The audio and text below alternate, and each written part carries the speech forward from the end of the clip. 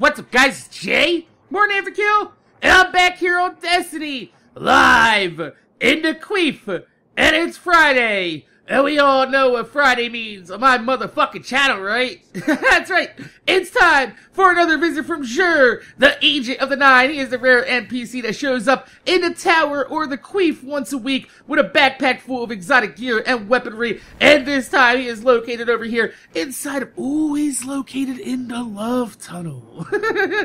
But before we go and talk to the dick-faced man, I want to mention something real quick before we do. And that's, on the way over, I picked a lovely bunch of coconuts, tiddly diddly wee. Yes! I have been getting a ton of server errors since the last update this week, and even though there's a ton of hype for the Taken King surrounding the whole Destiny and E3 and the reveal, I hope that Bungie doesn't ignore us this summer in getting some of these issues sorted out, especially, you know, like server errors. And I get that Bungie's a little busy with E3, but, you know, if you're confident enough to let a patch loose during E3, you might want to have a few people on standby just in case issues arrive. So let's go ahead and see what old Dickface has in his bag for us this week. Please let it be something new. Oh my god, it's something new! For all the other classes except for the Warlock tiers, I will take them, deposit them here in my jar right in front of me. You can't see it, but I actually do. I have a mason jar right here, and it's just chilling, see it? So, we actually have some House of Wolves DLC 2 armor here inside of the backpack. Let's go ahead and check out exactly what we got. We got these ACDO feedback fence. These are gauntlets that, taking damage from a melee attack, deals damage in an area around you. You get more super energy from melee kills and increased melee attack speed. So I do know a lot of you Titans out there will love that increased melee attack speed. However, I would want to warn you that I've heard that the AoE effect from taking damage doesn't really do a lot of damage, but remember that Bungie is always constantly changing this game, so if you don't have them and you have a Titan, just pick them up. You got the strange coins laying around. I know you do. If you don't, go into goddamn fucking matchmaking. There's matchmaking for the weekly strikes now, so there's no reason why anybody should have no strange coins. You should have a ton of them, especially since there haven't really been anything really worthwhile for sale, especially those, light level, what was it, light level 30 boots last week, I think? I think I missed that, or they were 36 or some shit, but either way, the Titans got the short end of the stick last week, but I would still pick these up, just in case, keep them in the bank, in case if, Bungie ever does bring them up. But that brings us to the Khepris Sun. These are Khepris Sting. These are what I call the beetle board, because it actually has an active beetle on your arm. Like, if, I actually think I have a pair on me right now, actually. We could go ahead and put them on, and I'll show you what they look like when you're just standing around. You get a giant Beetleborg on your arm. It actually moves, too. It's kind of creepy. On Xbox 360 and PS3, it does not move, but next generation, it does. You see it just wiggling around right there. Now, what these do is they allow you to go invisible as a gunslinger or as a blade dancer. So, if you take a look right there, it says gain invisibility after crouching in place for a short time, and when you melee attack an enemy from behind, you do 4 times damage. Now, this doesn't say it, but it also allows you to place a damage over time sting, similar to what the Thorn does. So you will get that green shit all over your screen if you get hit by that in PvP. And I've been fucked up by these in PvP. Make no mistake, these are actually really badass. So if we go here, you can also double dip into this column. You don't have to use Stalker anymore. So people that like to use Hunger and Blade, or maybe Encore, you want to extend the Arc Blade duration. Honestly, I'd probably just go with Hunger and Blade. I had that on because I was doing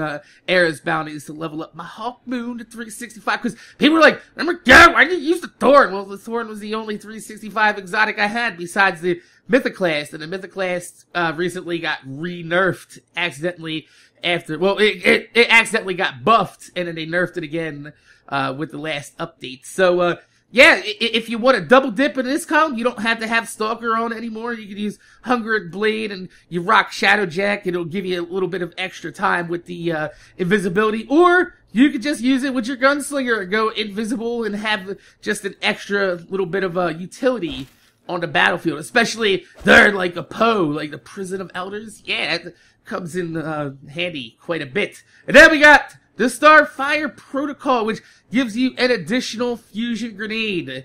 And Warlock grenades are pretty fucking awesome, so that is not a bad piece of gear to be rocking. But that also does not stack with the Warlock skill in his skill tree. It allows you to have another grenade of another sort. So don't think that you're going to get 3 grenades if you're rocking this. It just allows you to do the same thing this does and double dip into a column where you probably shouldn't. You probably shouldn't be double dipping. So, then we got the hard light. Ooh, it's so hard. But yet it hits so soft. This thing used to be an absolute monster before auto rifles got, fucking nerfed into the goddamn ground. Now, the sad thing about this is even when it was a monster, it's just a bullet hose. It just goes through ammo just so fast. This and the Vex Mythic class are 2 primary weapons I always find myself I have no ammo left ever when I use them. That's kind of why I like to stray away from using the Mythic class. Even though the Mythic class is an absolute monster in PvE, I kind of stay away from it just because I like to have a little bit of extra ammo laying around. So, this is glass half full. The bottom half of each magazine causes additional damage. And then, rounds from this weapon over-penetrate targets. They really don't. They really don't.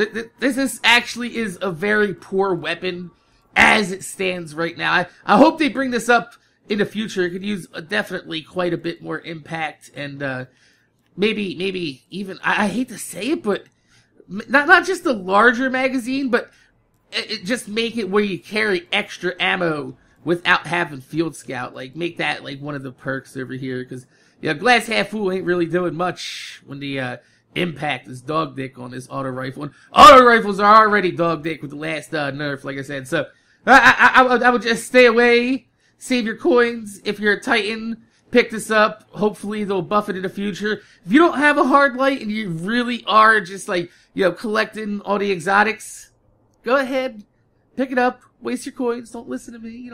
Fucking just sit here making videos where you're fucking enjoying it. So, these are exotic shards.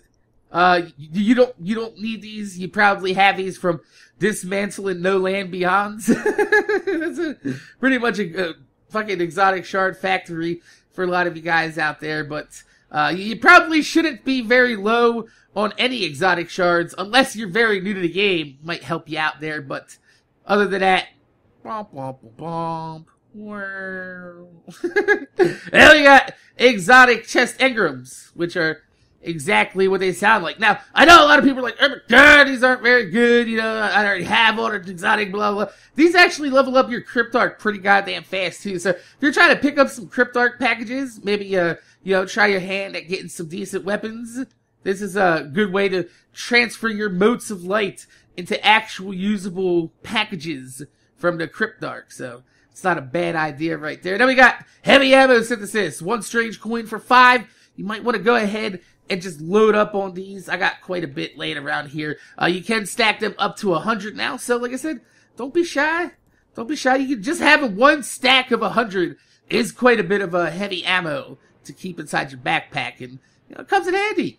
It comes in handy quite often. These will upgrade your blue rarity sparrow into a purple rarity sparrow and give you the color contrail behind the sparrow as denoted in the picture here. So this would be blue, this would be green, and then these are telemetries and allow you to level up your weapons just a little bit faster. If you use this in conjunction with, say, I want to level this up right here. You put this on, then you turn in all your bounties, and all the XP from the bounties will count towards your gun. And if you're using a telemetry, you will get a buff for the XP while turning them in, and you can do shit like this and level up your Hulk Moon in fucking like couple hours.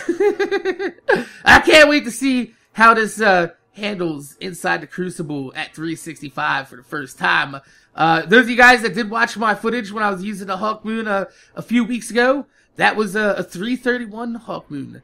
Actually, I had one just laying around and never really leveled it up or used it at all. So now it's fully leveled up, and we'll see exactly how well this gun does. But yeah, this week, I mean, other than, you know, these two pieces of armor, it's kind of a throwaway for a lot of people, but it's kind of how Xur is right now. Xur is like, you know, he's the bane of all the veteran players, but you know, if you got a new player like that E3 noob the other day, he's probably looking at Xur, he's like, oh my god, look at all that yellow.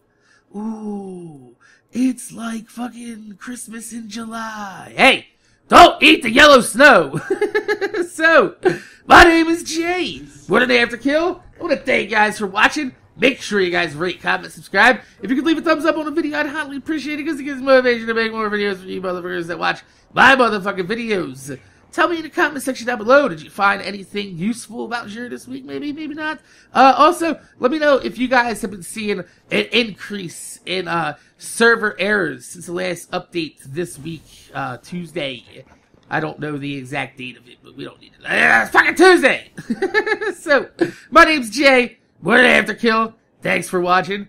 I'm gonna see you guys later.